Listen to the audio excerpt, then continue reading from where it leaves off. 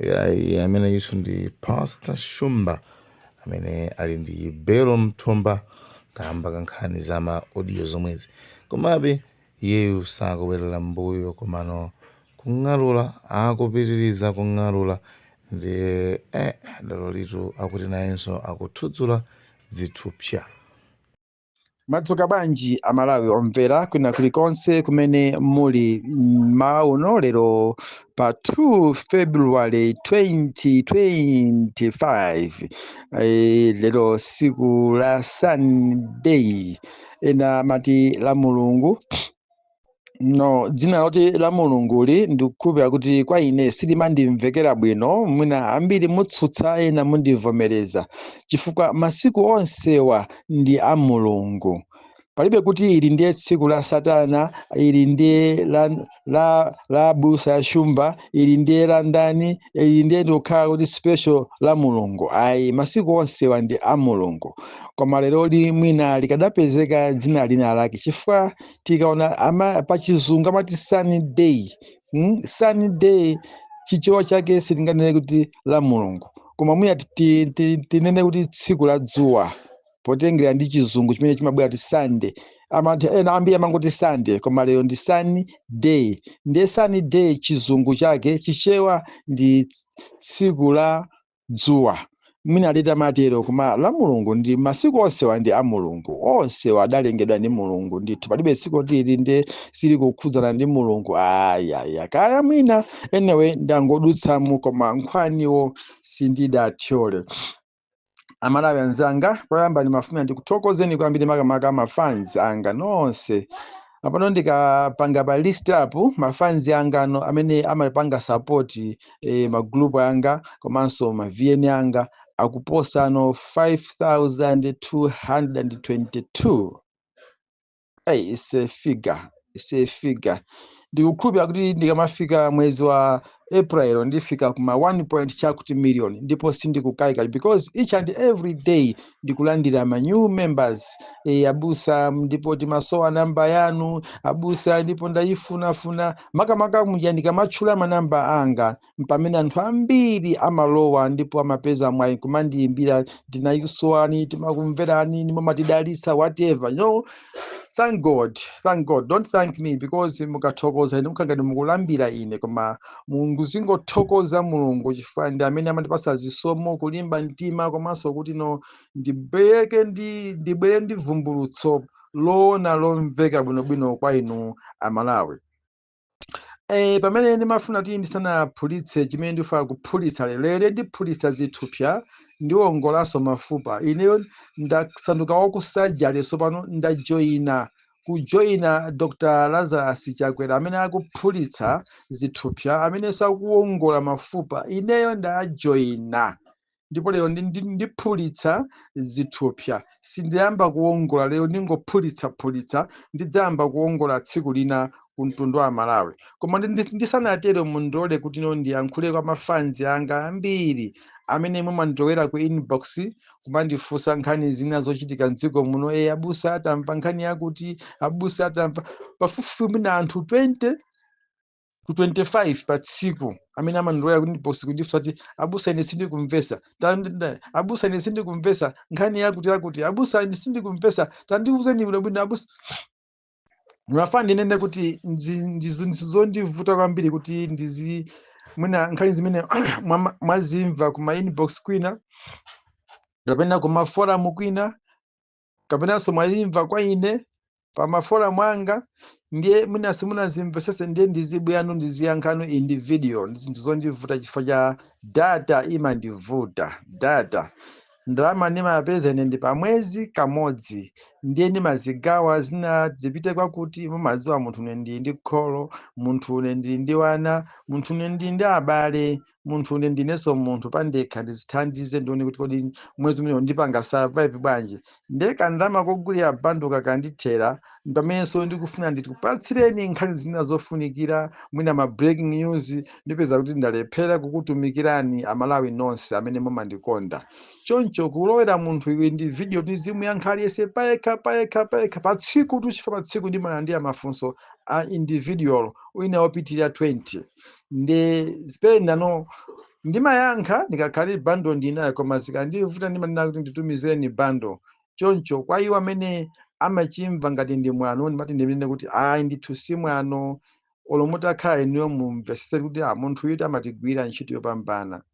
Choncho ndikupempheni kuti kunditumizira bando kapena kuti data nkundipasa mafunso olo atakhala fifite ndikuyankhani, chifukwa datayo ndi yanu. Mukufuna kumva chinthucho ndinuyo, zili ngati chimodzimodzi mukufuna kukagula chimanga, ndi ulendo ndoyendera kuti mwina mukoza kuyenda pa transport, chimanga chomwe mukagulacho ndi chanu, ulendo wonso ndi wanu, mwene ati mugwiritse ntchito transport kuti mukapeze chimanga chicha mubwere nacho pa khomo. So inenso ndine munthu chimodzimodzi, mwina mutha kundimvesesa pepani ngati muchimva molakwika, koma ndili pano kukuthandizirani.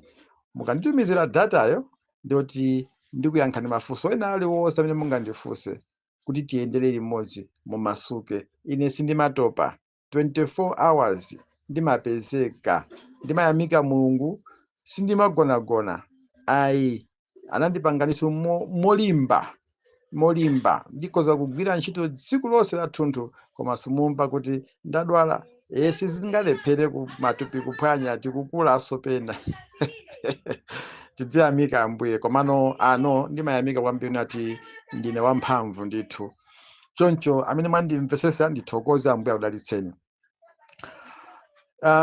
Lero ndifuna ndikupaseni bomba pamene ndikupaseni lero, ndikukhulupirira kuti likhudza kwambiri aja amene amadziwa mahunters, aja amadziwa kusakasaka, komabe ngakhale atisake, we don't care for that because mulungu aliko. I believe in one God will protect me.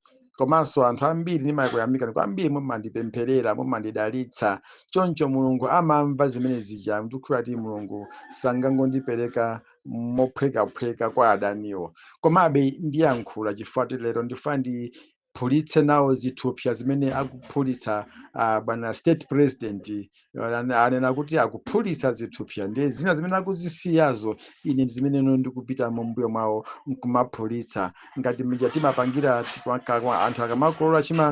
akamakolola chimanga ena amabwera mbuyo muno kwathu kuti mati kuvutula, sindidziwa madera ena, koma mati kukunkha kapena kuti kukunkha chotsalira ndi chokugwa mankana atolatola nawonso kuti mwina by the end of the day akapeze kachakudya kawo. Ndiye ineyo ndikukunkha zimene akuphulitsa bwana state president ndikumazisiya. Ine nditenga zimenezo akuzisiyazo, the goodness, akusiya zinthu zofunikira, akuphulitsa zimene iwo akuzidziwa.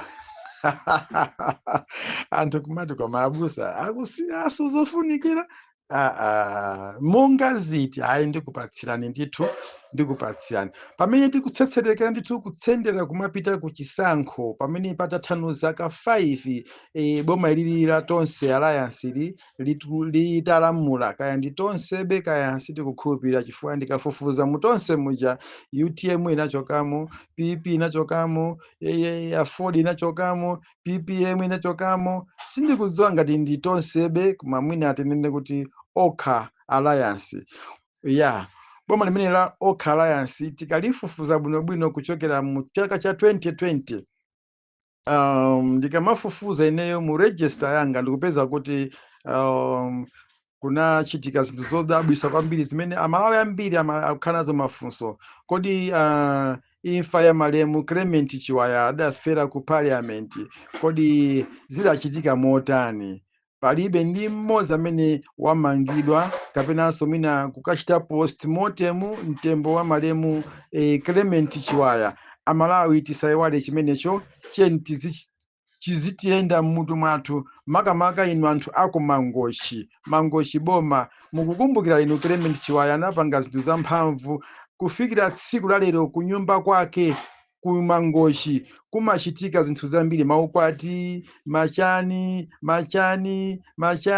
zimachitikira kumpanda kwa nyumba ya Clement Chiwaya. That means anthu simungamuyiwale Clement Chiwaya, makamaka inu anthu aboma la Mangochi, mundivomereza inshallah. tiyeni tifufuze kuti chinapha Clement Chiwaya ku nyumba ya malamulo kuti boma limene lili la MCP lisamange wina aliyense, lisachite postmortem, lisapangenso investigation. Chifukwa ninji ndikutsetserekabe tuyo tipite kunchewu tsopano. Angoni wawa ngoni baeta wawa ngoni wawa.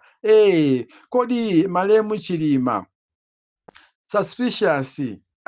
Koma guys, Malemu Chilima tu imfa yake tu mpaka na lero mitu mwathu musiku choka chikangawa popanda mmoza amene anamangidwapo kafukufuku amene akumabwera wafeke kaeka sakupeza mayankho ine okwanira, komanso palibenso ndi mmodzi amene anachosedwa ngakhale mu cabinet minister kaya ndi mboma kuti mwina tikupanga suspect uyu afufuzidwe. Ayi, komanso inu akuluakulu mundivomereza kuti palibe ndi mmodzi amene wamangidwa imfa ngati imeneja.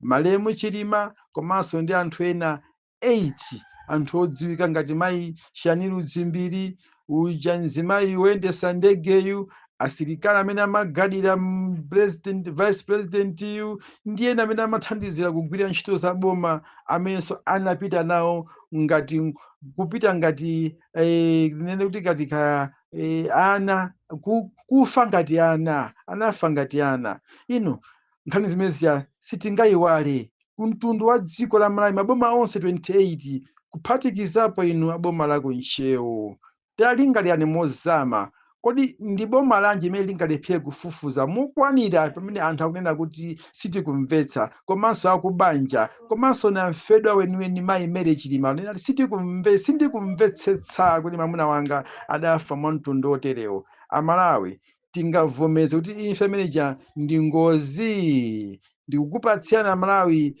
mwachina chimene ndinganene pa imfa imeneja. Ineyo ndinapitako kumene kunachitika pamene amati panachitika ngozipo, ndinafikapo.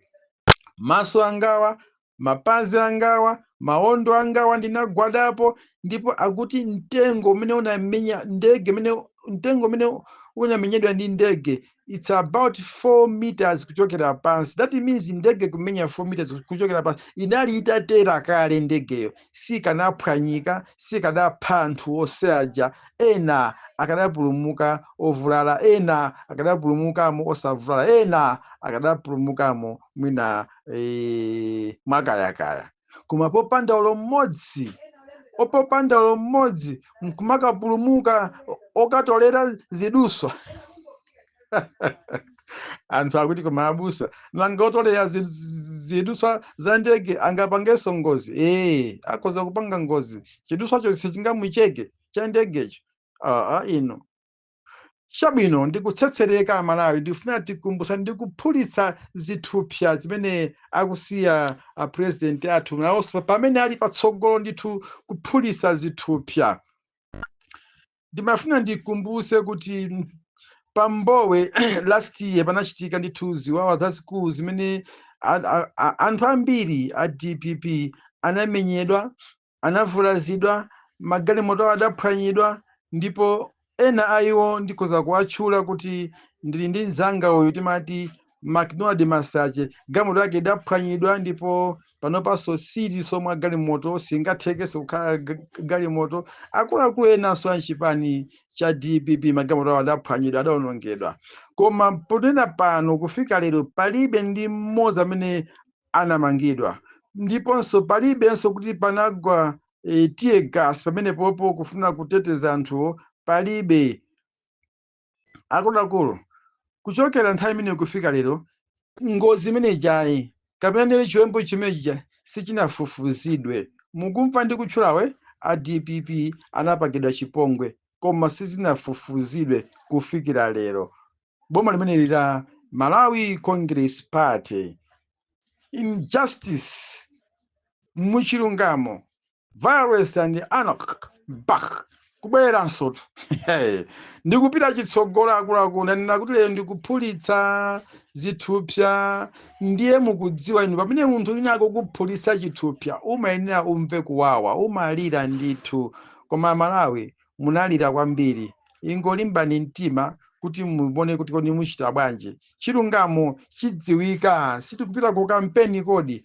Mu kampeni timuphulika zambiri. Ndikuwuzani, ndikutsetsereka akuluakulu.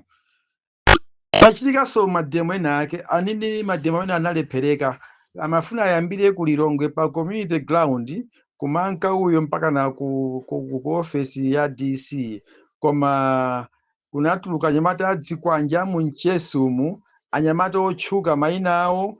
Ndikuwuzani kutsogolo kuno pajatu ine sinimabisa eti mumandidziwa bwino. Ndikuwuzani ndithu anyamata amene mayina awo kupanga uchigawenga, kutibula anthu ena amapita ku ntchito kumango akhapa m'mitu mwawo mukusema mitu yawoyi, koma akuluakulu nkhani mija inayenda ngakhale m'mayiko akunja analowererapo, koma kufikira date ya lero pa 2 February palibe amene wamangidwa, palibepo pamene panaphwisidwa tiye gasi. Kufikira lero boma la Tosa Alliance kandi la MCP likulamulabe mwamtendere. Fine. Imezo zitenti zizikumbukira pamene tikutsendera kufika komapita ku chisankho cha 2025 mwezi wa September uno. Tikutsetserekabe ndithu. Ndikunena kuti ku nyumba ya malamulo sikalekale tuyayi, sikalekale. Wiki yatha yomweyi kwachitika zinthu zimene sizinachitikepo mu mbiri ya dziko lino la Malawi, kuti anthu auchifwamba zigawenga zidutse pa geti pamene pamakhala apolisi achitetezo. Ineyo ndasiyana kukhulupirira kuti anthu aja amakhala achitetezo, koma amangokhala ngokufuna kungokuopsezani, makamaka amene simumadziwa kwambiri za security mumangoopsezedwa. Ine ndimakumbukira nthawi nake ndinkafuna kulowa pamene paja, anandiwuza kuti ayikhalani apa simungalowe, dikirani pompa mukwafunawo, mungoyimbira foni, koma kulowa mkati mwayi, mkati muni motetezeka. Ayi chabwino ndinavomereza, ndinakhala pamene paja mpaka nthawi inakwana amene ndimafuna atandipeza pompo. Zikomo kwambiri zinadutsa, koma no security yake imene amafuna kuonetsayo ili kuti popeza anthu adzikwanje, anthu azitsulo zoopsa zomachita kubola tala ndi kuphulitsa batala galimoto zinadutsa pompo zidazo. Munthu yanadutsa pompo pa getipo nkumulola kuti alowe mu parliament. Komatu ine ndinanena kuti ngati ndizoona kuti amene wandizifamba zalowazi akuluakulu, parliament singakhale yopanda CCTV, anthu amene adziwike, tiwadziwe ndipo amangidwe mwa msanga. Ndinayankhula last week vyeni imeneyo, koma kufikira date ya lero pa 2 February palibe mmodzi amene wamangidwa, kunalibe koma tiye gasi. Kufikira lero boma la Malawi Congress Party lili chuu. Kodi ya Malawi tinene kuti boma limene lili linabwera kuzatithandiza Malawi kapena kuzatipatsa mavuto ife Malawi? Mukumbukire ndatchula imfa ya Chiwaya, mukumbukire ndatchula imfa ya Malemu Chilima, mukumbukire ndatchula za ngozi ya chiwembu chimene chinachitika pa Mbowe mu mzinda wa Lilongwe, mukumbukire ziwembu zimene zinapangidwa anthu ena pa community ground tsiku la mademo, mukumbukire ziwembu zimene zachitika ku parliament. Anthu amene wati amafuna kuphaso ma MP a DPP monga Clement Chiwa, amene Samiye Suleiman, koma Mulungu amamukonda kwambiri chifukwa ali ndi ntchito yaikulu kuti ateteze dziko la Malawi. Ndibwera apa kufikira lero palibe mmodzi amene wagwidwa ndi kufufuzidwa kuti kodi ni ndani amene anapanga poison ku lodge kumene kunagona Malemu Kasambala. Kufikira lero palibe ndi mmodzi amene wapezeka, ngakhale kufufuzidwa kuti boma likufufuza. Kasambala anali munthu mmodzi wotchuka Malawi muno potengera ndi chimene wapanga ku dziko la Malawi. Anakhalapo president wa chipani cha CORD amene mumakumbukira anali ndi chipani chake cha CORD, ndipo anali ndi president wa chipani chimenecho. Wakhalaponso lawyer, analinso ndi kampani Laf Kasambala ndi kampani kumene olemekezeka bwana Wapona Kita wagwirako ntchito ndi Kasambala ku nthawi yayitali. Kuonjezerapo Kasambala wagwirapo ntchito zina za boma, kukhalapo nduna ya boma, kukhalaponso ngakhale oyimira boma mu madipatimenti osiyanasiyana. Sanali munthu amboti akanangofa kungofa ngati ntchentche basi kungokhala anthu sindikukhulupirira zikadalira kutero. Amalawi tiyeni tikumbukire zonsezi pamene tikutsendera ku chisankho ichichi cha 2025. Ndimafunanso ndinene kunena kuti pali mmodzi nyamata mnzathu wina amene anali activist adasowa mosadziwika bwino mu mzinda wa Lilongwe, amene anapezeka atamwalira mu nyumba mwake, activist wa Chinyamata kumbiri ya dziko lino mu chipani chimene cha My Congress Party kaya tizitonse alayasibe poti ndimene namveka poyambapo kuti activist wathu otchuka wa Chinyamata anapita ndithu mosadziwika bwino, mosadwala, koma sizinafufuzidwe kufikira lero Malawi is still quiet. Ndimafuna ndinene kuti Amalawi pamene tikutsendera kupita ku chisankho cha 2025 pa 16 pano, kampeni sanayambike, koma kampeni akayamba timva zambiri. Zina mwalizo zimene ndazivumbulutsa apazi ndaphulitsa apazi tiyamba nokuwongola tsopano. Tikamaliza kuphulitsako tiyamba kuwongolano mafupa tsopano kuti Amalawi mudziwe chenicheni kodi imfa yachiwaya ku parliament idachitika motani, adapha ndani, kapena inali ngozi, ngati ni ngozi idachitika bwanji, kuti mukalumumo munali anthu angapo, kungomwalira yekhayo, ngozi yake anagwera mashini odula nyama ndeda mudula khosi. Tidziwa, tivumbulusa, anyamata akutolera kwambiri ma information omveka bwino otchakuka, tizibwera ndi zithunzi zomwe kuti anthu mudziwe kampeni ya chaka chino sikhala kampeni wamba. Ndikukuwuzani, tidziwanso chidagwesa ndege ya Chilima ndikupha Chilima, mipo mafedwe ake a Chilima. Ndege inkamukhapa kuti ndege inkamupukusa, tiona tili ndi zithunzi zake zimene tizikupatsirani munthawi ya kampeni. Anthu ali koma abusa atumamba sono kuopseza, mukudziwapo chani? Ayi, ndikunena kuti tidziwa, inu ndine tonsefe tidziwa, chifukwa tu pamene pafera munthu Mulungu ine sinimazoti chimachitika chani, mwadziwa munthu ndiopsa kwambiri akuluakulu.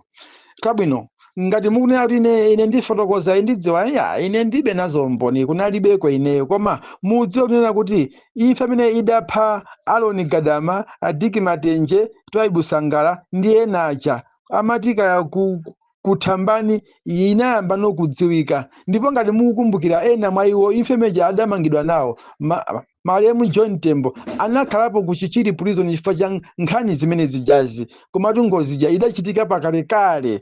So ndikamanena kuti zidziwika, there is no secret under the sun. Mamene mwagwirise ntchito, ine sinimaopa, ndimangoyima pa chilungamo chimenecho chimene Mulungu amachifuna. Bible limanena kuti olankhula ntheradi aonesa chilungamo, koma mboni yonama imangonyenga. Ndiye ndinena kuti anthu ena alipo, akaswiri alipo, amazitsamba, komanso mmene zimachitika puja kunali anthu. Ndege ife kuti tizizoti ndege yagwa kuchikangawa, kunali munthu amene anafotokoza. Anthu ameneyo mbalame zija zimalira kutchire zija, ena amatola nkhuni, ena kunalenso zinyama kumene kuja. Zonse zija ni umboni umene Mulungu akufuna kugwiritsa ntchito. Abusa munali konko ndinali kwanine kapunthabu yangati inenso ndinamvaso chizulozulo, ndinamveraso pa Limpopo FM, Limpopo atayamba kuimba nyimbo titiri titiri titiri, Limpopo FM ikupasirani breaking news, ndege ya vice president yasowa. Pamene ndinamvera ati ine sindimadziwaso china chilichonse, koma ndikunena kuti palibe chinsinsi pa dziko lapansi Malawi.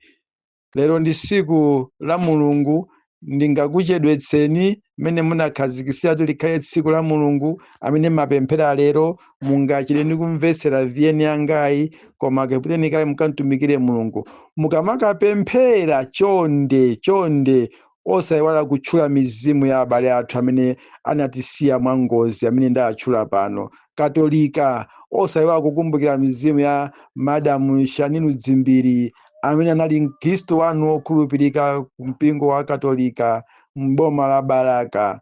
Osayiwalanso kukumbukira ndi kutchula mizimu ya malemu Saulos Claus Chilima amene anali mkhristu wokhulupirika mu mzinda wa Lilongwe ku area 18 ndi ena onse amene adafa pa ngozi imeneja ya pa 10 June 2024.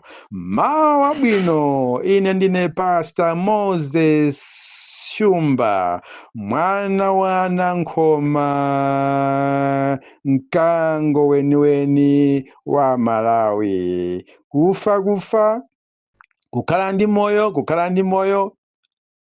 kumangidwa, kusowetsedwa. Atesalonika amanena kuti muzonse yamikani Mulungu. Kwanga kumangokhala kumuyamika Mulungu lero ndi kunthawi zonse muyaya. Bye bye.